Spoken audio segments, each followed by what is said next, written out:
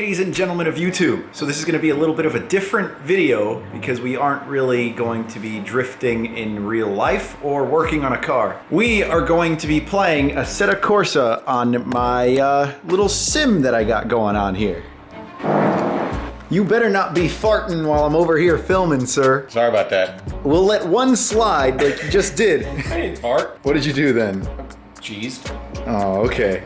Well, behave yourself. So today, I think it would be fun if I did a little bit of overview on, I guess, the differences between sim drifting and real life drifting. I know a couple of you have mentioned on Instagram that you would like for me to go through the settings that I have for the wheel on Assetto Corsa, which I will gladly post in the description, but I'm not going to make a point to talk about because I don't really know what each setting does. Because all I really did was just fine tune the settings until it felt good to me. And keep in mind, this was a little bit over a year ago that my friends and I came up with these settings. So if they work for you, great. But the number one recommendation that I can say if you're getting into sim drifting is to spend the time messing with the settings until it feels good to you. There's lots of great resources on the internet as far as good settings. And I recommend that you give my settings a try. Maybe you like it, maybe you won't.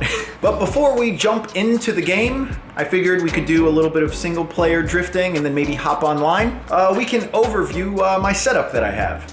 As far as the tower is concerned, funny story, I picked this up off of Craigslist from a guy that I'm pretty sure hacked PayPal account to be able to pay for everything you see here. Don't mind the cable management because it's trash. I really need to spend the time to redo it. But I have two GTX 1080s in SLI, an Asus Rampage Black 4 CPU, 1600 watt power supply, and an array of solid state drives. I got 32 gigabytes of RAM flowing through this sucker, and that runs all of the games I could ever want to play and some. I don't really understand why he included two disk drives in his build. I guess one of them is Blu-ray. Well, they're actually both Blu-ray. Got some USB 3.0s, and that pretty much covers the tower. I will say the number one reason why I think it was bought with stolen money, when I first got the computer, I was sifting through the hard drives to make sure that he deleted everything. I stumbled across some virtual reality porn, and a guide on how to hack PayPal accounts. And on top of everything, when I went to his place, he kind of lived in a little rundown little apartment complex, and he was really tight for money, so he sold me the desktop, the two 4K monitors, Oculus Rift, the sub soundbar, Logitech keyboard, Logitech mouse, the Oculus sensors, all for the whopping price of $1,500. To me, at the time, I thought it was the deal of a century, but as soon as I started sifting through those files and seeing that guide on how to hack PayPal, I knew that I might have just bought something that was purchased with stolen money. It is what it is, I guess. I mean, it's not like I can turn the computer into the police. Well, maybe I could, and they could sift through the already wiped hard drives to see if they could gather up any more data. But yeah, I think the weirdest part about the whole thing was him leaving his VR porn on. But don't worry, I made sure to clean up the Oculus Rift before I used it. But for the wheel, it's a Logitech G920 with the 6-speed shifter and a Fanatec table-mounted handbrake. I bought this used for 250 bucks. The handbrake was roughly 130. So all in all, for everything that you see here, I have a total of $1,900-ish into my sim setup. So let's go ahead and jump right into Assetto. Go into Drive. You'll see I have all of these cars to choose from. There's a really good website called acdriftingpro.com where you can download a bunch of tracks and a bunch of different cars. I just recently downloaded the Tandem Buddies car pack, which honestly has some of the best cars that I've ever driven on Assetto, especially if you're going to go online, because you can't go online into some lobbies if you don't have certain cars downloaded or tracks. So definitely check out that website and just download everything so you'll be good whenever you want to go online. Okay, so we'll go ahead and hop into the Drift Playground map with the Tando Buddies R34, which does happen to be my favorite. And we'll go ahead and jump into the virtual reality world. Okay, we are now in the world of virtual reality in my R34 GTST. And in all honesty, it is probably, at least in my opinion, the best car in the game to drift with. It makes plenty of power and is pretty good in tandem. Feel like you have a lot of control over the vehicle. So let's go ahead and warm up these tires.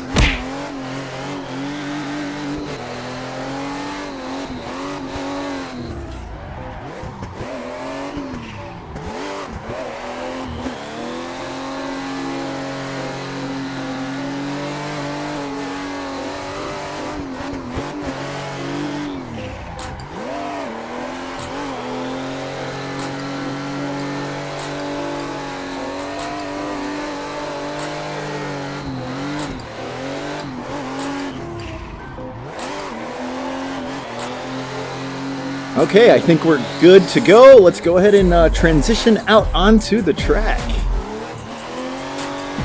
Perfect.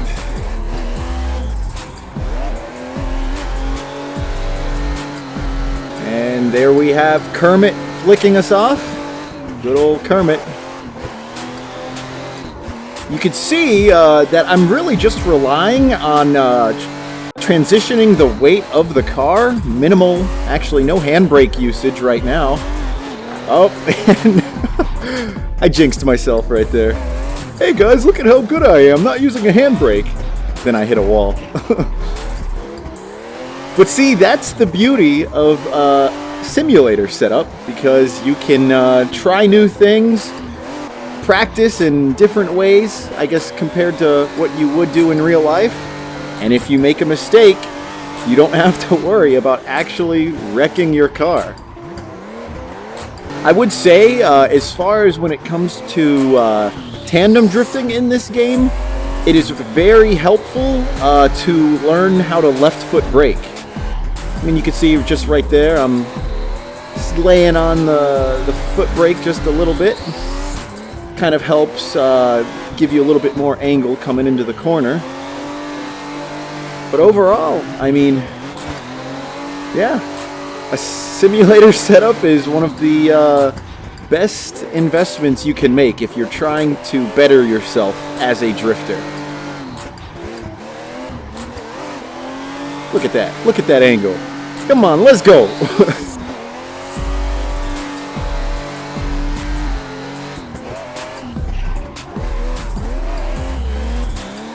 Alright, we're going to go for a reverse entry, boys. I need to carry some speed in here. Let's go.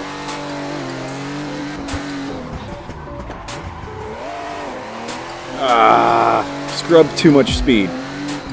But see, it's perfect. It's good practice. Instead of wasting your tires trying to reverse entry in real life, might as well get a little bit of practice under your belt in a simulator.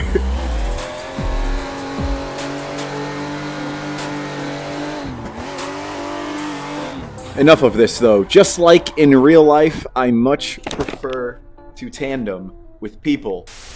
Alright, so I'm in the Grip Garage server. My R34 wasn't available, so I had to settle for this S15 here. I'll show you guys a little bit of the outside view of it. Nice little S15. Go ahead and hop on into some tandems.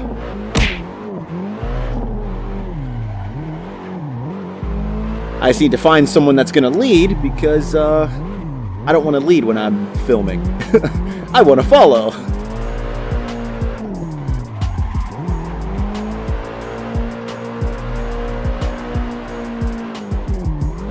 Alright.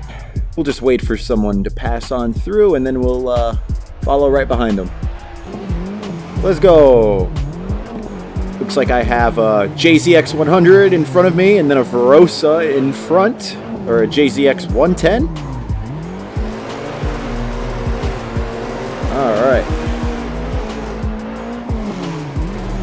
Now, I think one of the biggest secrets in drifting, not just in real life, but even in for sims, when it comes to tandeming, you always want to do what the person in front of you is going to do, but before they do it.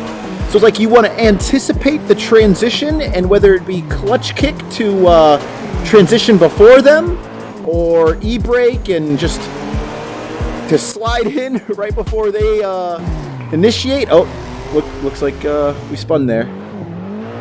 But it's all about anticipating what they're going to do and just doing it before they do.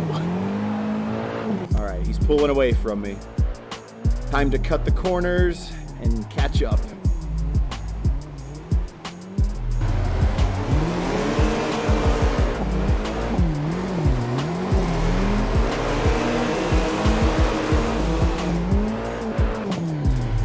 A little bit of left foot brake to slow myself down.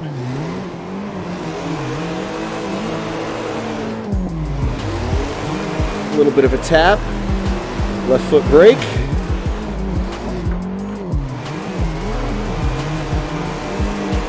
All right. Looks like we got ourselves a little train going. Oh boy.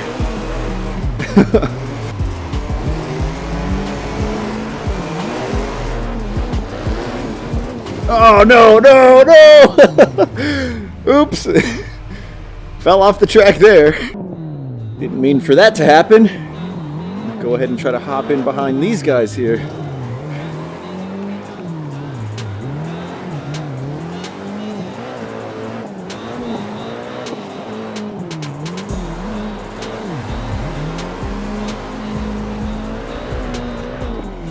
See how I'm cutting the corner?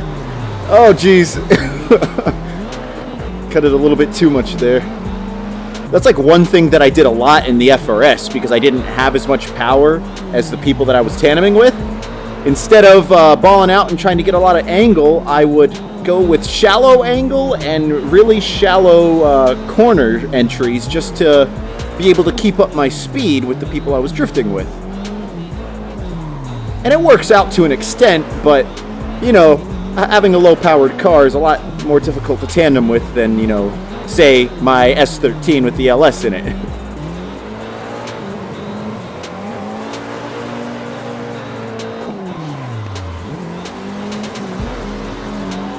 Left foot brake, transition before he does, and try to just bring it in right onto his door.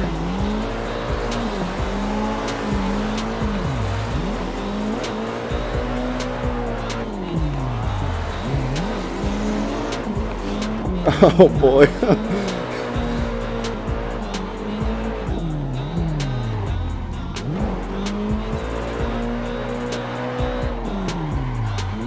Hey buddy, you want a tandem?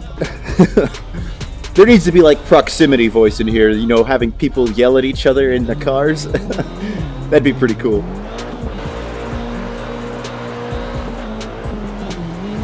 Oh jeez. Yep, I don't know what happened there, but another one of those reasons why drifting on a sim is perfect for practice. Probably would have totaled my car back there.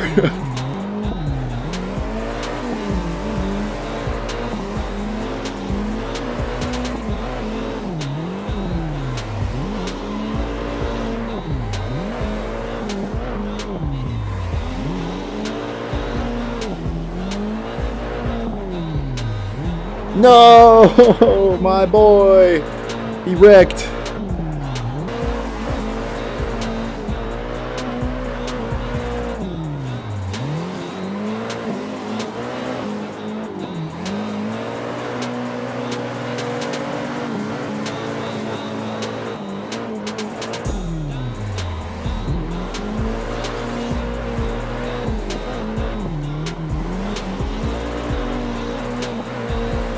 There we go. This guy and I are getting in our grooves. He's throwing down some pretty consistent lead lines.